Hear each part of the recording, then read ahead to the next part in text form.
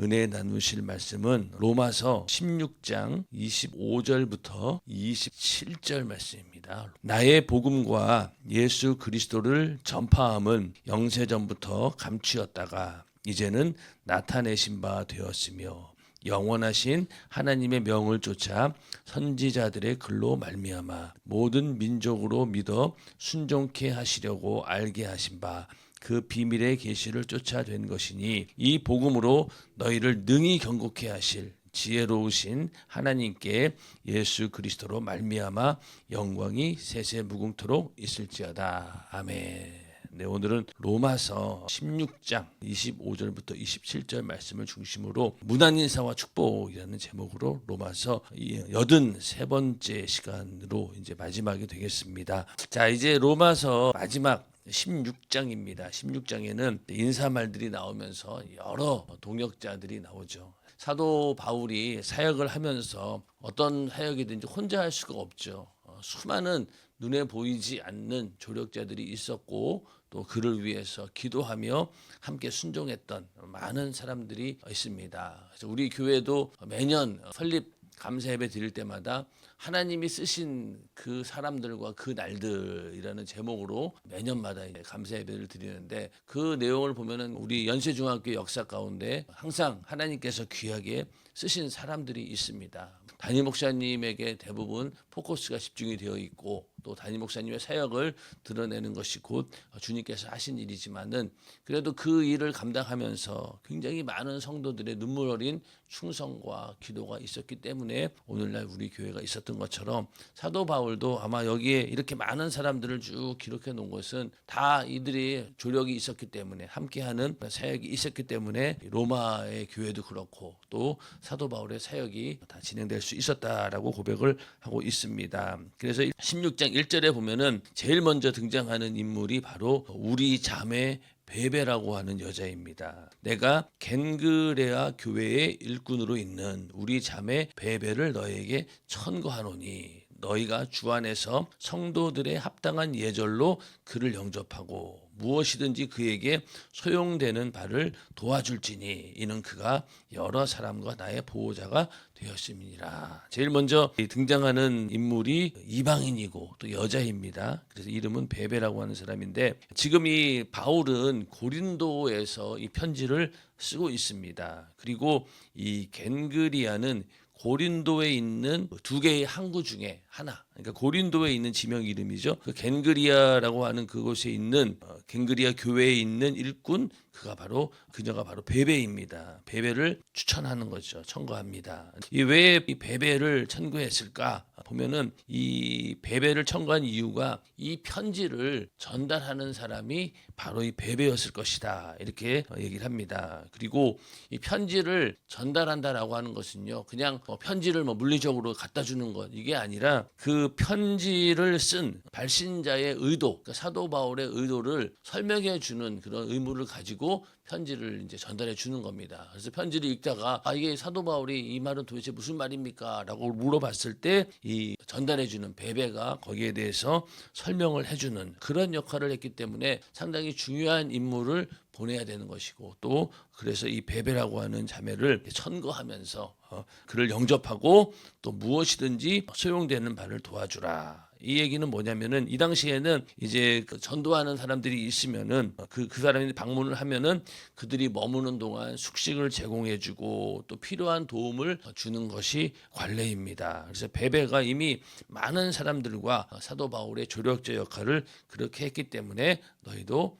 그를 영접하고 그렇게 잘 해주어라 이렇게 말씀을 하면서 먼저 이 베베라고 하는 여자가 나오고 자 그 다음에 3절에는 너희가 그리스도 예수 안에서 나의 동역자들인 브리스가와 아굴라에게 문안하라. 저희는 내 목숨을 위하여 자기의 목이라도 내어놓았나니 나뿐 아니라 이방인의 모든 교회도 저희에게 감사하느니라. 여기 보면 동역자 브리스가와 아굴라가 나옵니다. 여러분도 많이 이 브리스가와 아굴라에 대한 얘기는 들었겠지만은 이 브리스가와 아굴라는 원래 로마에서 복음 사역을 일찌감치 하고 있던 그런 부부였습니다.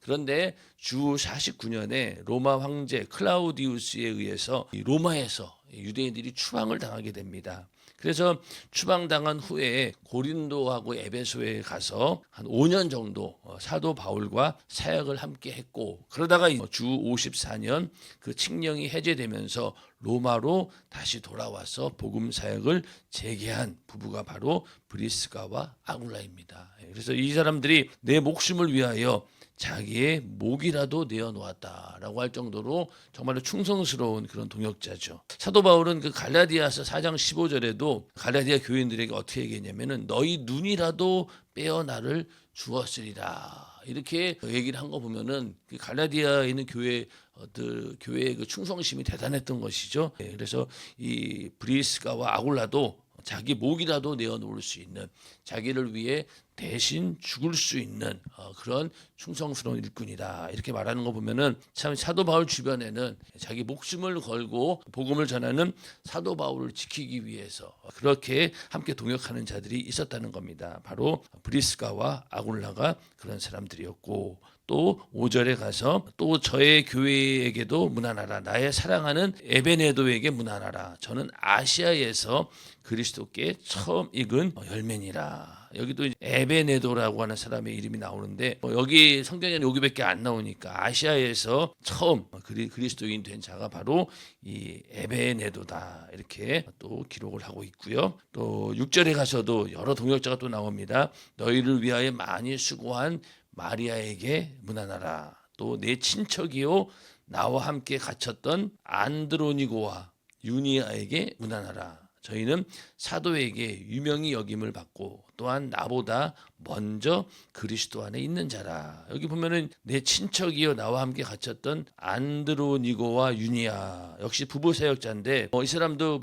복음 사역 때문에 감옥에 수감된 그런 경험이 있는 자들이고, 바울보다 먼저 그리스도인이 되었고, 그리고 사도들 중에서 뛰어난 자였다 라고 얘기를 하고 있습니다. 그러니까 굉장히 이 안드로니고와 유니아라고 하는 이 사람들은 오래전부터 예수를 믿은 사람이고, 뭐 정확한 근거는 없죠. 근거 자료가 없으니까 추정이지만은 이 부부가 로마의 복음을 전하고 로마 교회를 세운 핵심적인 역할을 했을 수도 있다, 이렇게 추정을 합니다. 그래서 안드로니고와 유니아라고 하는 부부 사역자, 그리고 또 8절에 또 주 안에서 내 사랑하는 암블리아에게 문안하라, 또 그리스도 안에서 우리의 동역자인 우르바노와 나의 사랑하는 스다구에게 문안하라. 우리는 누군지 모르지만은 이 편지를 받는 사람들은 다 이제 아는 것 같아요. 그래서 우리 동탄연세중학교에 담임 목사님에게 편지가 왔다, 그러면 여기 있는 분들 중에서 목사님이 기억하는 사람들을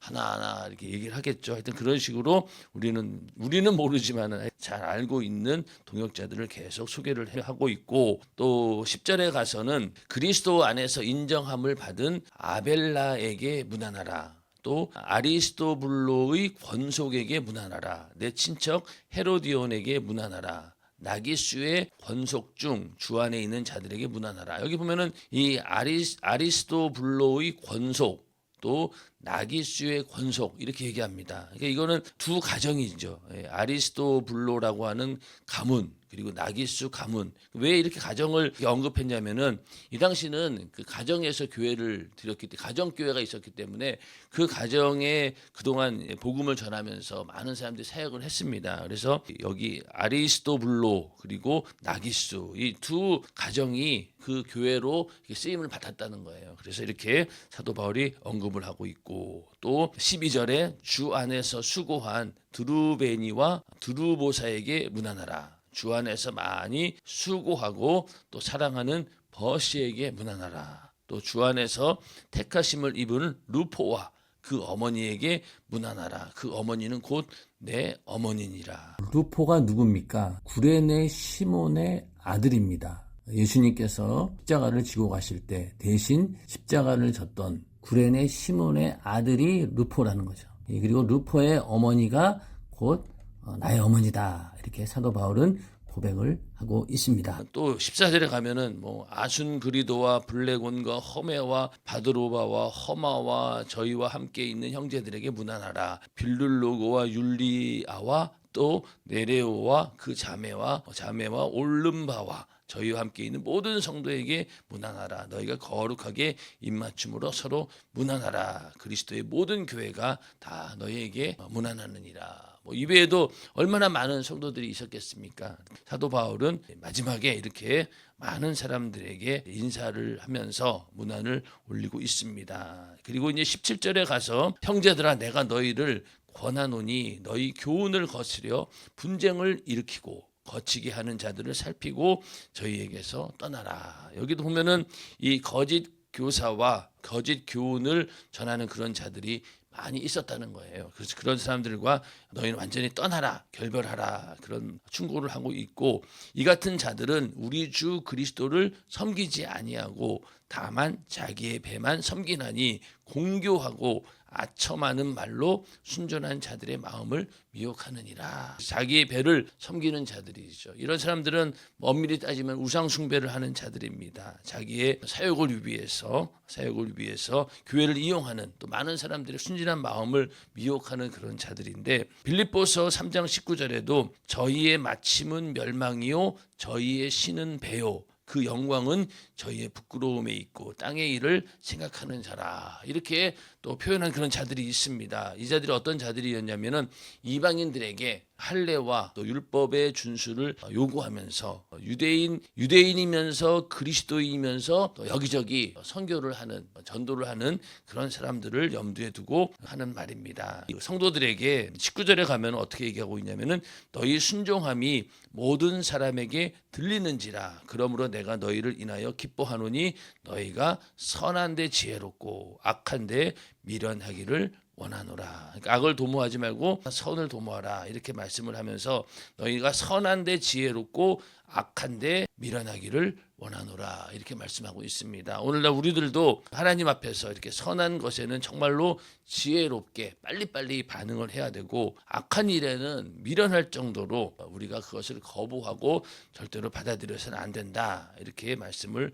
하고 있습니다. 평강의 하나님께서 속히 사단을 너희 발 아래서 상하게 하시리라. 우리 주 예수의 은혜가 너에게 있을지어다. 이 로마 교회도 알게 모르게 많은 핍박들이 있었을 것입니다. 초대교인들의 핍박이 굉장히 지금 우리가 당하는 핍박 그 이상으로 당하고 있었기 때문에 빨리 사단이 발 아래에서 상하게 되는, 사단의 권세가 무너지는 그날이 속히 오기를 원한다. 이렇게 말을 하고 있고, 또 21절에 가서 나의 동역자 디모데와 나의 친척 누기오와 야손과 소시바더가 너희에게 문안하느니라. 이 편지를 대서하는 나 더디오도 주 안에서 너희에게 문안하노라. 나와 온 교회의 식주인 가이오도 너희에게 문안하고 이 성의 제무 에라스도와 형제 구아도도 너희에게 문안하느니라. 디모데라고 하는 이름 우리가 많이 들어봤고, 이 더디오라고 하는 사람은 이 편지를 대신 지금 쓰고 있는,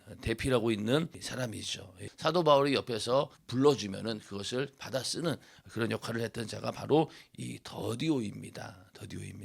그리고 또 여기 23절에 이 성의 제무 에라스도와 형제 구아도, 이 사람들은 아무래도 이 고린도 교회에서 굉장히 상당한 수준의 사회적 지위를 그런 자였고 또 경제적인 부를 소유한 그런 교인이 아니었을까, 이렇게 우리가 추측을 해볼 수 있습니다. 그래서 이렇게 또 많은 인물들이 나오고, 가이오라고 하는 사람은 이 고린도 교회에서 바울에게 계속해서 숙식을 제공했던 그런 가이오 장로, 그 사람을 말하는 거죠. 그의 집에서 이 가정교회로 계속 모였던 것으로 보여집니다. 자, 그리고 나서 25절에 가서 나의 복음과 예수 그리스도를 전파함은 영세 전부터 감추었다가 이제는 나타내신 바 되었으며 영원하신 하나님의 명을 쫓아 선지자들의 글로 말미암아 모든 민족으로 믿어 순종케 하시려고 알게 하신 바 그 비밀의 계시를 쫓아 된 것이니 이 복음으로 능히 경고케 하실 지혜로우신 하나님께 예수 그리스도로 말미암아 영광이 세세 무궁토록 있을지어다. 아멘. 이렇게 하면서 로마서를 마감합니다. 그래서 이 송영을 통해서 바울이 이 편지에서 지금까지 얘기했던 핵심 내용들을 압축적으로 이렇게 잘 설명을 하고 있는데, 여기 보면은 이제 영세 전부터 감추었다가 이제는 나타내신 바 되었으며 이렇게 말씀을 하고 있는데, 하나님의 역사는 이렇게 감추었다라고 하는 말은 사람들이 알지 못하도록 감추었다는 것이 아니라 이 하나님께서 선지자들을 통해 또 구약 성경에 이미 다 나타나 있고 또 말씀하셨지만은 사람들의 눈이 가려져 가지고 깨닫지 못했다는 거예요. 하나님이 감추신 것이 아니라 이 받아들이는 사람들이 눈이 어두워서 깨닫지 못하고 그러고 있었는데, 예수님께서 이 땅에 오셔서 말씀을 전하시고 그러면서 예수님에 의해서 이러한 하나님의 비밀과 하나님의 계시를 다 알게 깨닫게 되었다라고 하는 그런 의미입니다. 그리고 사도 바울은 이 복음이 유대인뿐만 아니라 모든 민족에게 믿어 순종케 하시려고 주신 하나님의 계시이다라고 이렇게 마지막에 언급을 하고 있습니다. 결국 이 로마서에는 유대인과 또 이방인들과 사이에 여러 가지 갈등도 있었고, 또 유대인들과 이방인들이 복음을 이해하는 그런 차원이 달랐을 거예요. 그렇죠? 유대인들은 오랫동안 구약 성경에 익숙해 있는 유대교에 익숙한 사람들이었기 때문에 복음을 들어도 유대교 입장에서 복음을 들었을 것이고, 또 이방인들은 전혀 그런 지식이 없이 또 자기들이 갖고 있던 그 당시 철학이라든가 문화라든가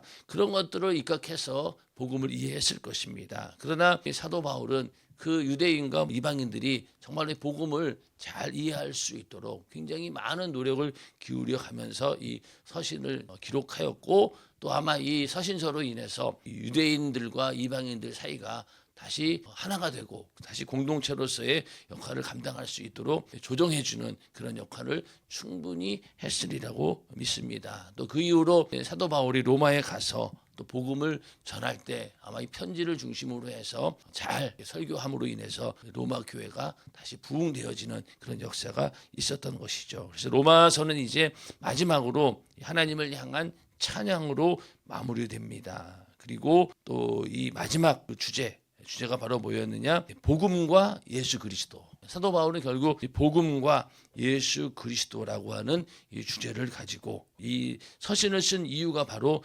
복음과 예수 그리스도를 전하기 위한 것이죠. 이것을 마지막에 언급을 하고 있습니다. 그래서 이 사도 바울은 이 복음을 위해서 또 예수 그리스도를 위해서 지금까지 자기 목숨을 바쳐서 그렇게 살아왔고, 또 행동하고 남긴 모든 것에는 복음과 예수 그리스도의 흔적이 깊이 배어져 있는 그런 삶을 살았습니다. 그래서 내가 예수의 흔적을 가졌노라 이렇게 말씀한 것처럼 이 사도 바울의 삶은 바로 복음과 예수 그리스도를 전하는 일, 그 일에 모든 인생을 다 바친 그런 자입니다. 그래서 우리가 사도행전 같은 걸 보면은, 사도행전에 보면은 사도 바울의 사역이 쭉 나오지 않습니까? 그래서 지금 우리가 누가복음 강연을 하고 있는데 끝나면은 그냥 사도행전까지 계속 이어서 함께 은혜를 나눠볼까 생각 중입니다. 그래서 오늘 이 로마서를 이렇게 해서 83회에 걸쳐서 말씀을 전했는데, 로마서 83회 동안 이렇게 함께 해주신 많은 성도님들과 또 하면서 또 나름대로 여러 가지 은혜를 주신 하나님께 영광을 올려드리면서 여기 있는 말씀들을 다시 한번 읽을 때마다 잘 기억하시고 그 말씀이 우리의 신비에 새겨져서 복음과 예수 그리스도라고 하는 확실한 하나님이 주시는 그 은혜가 우리 안에 넘쳐나기를 주님의 이름으로 축원합니다. 이 시간 기도하겠습니다.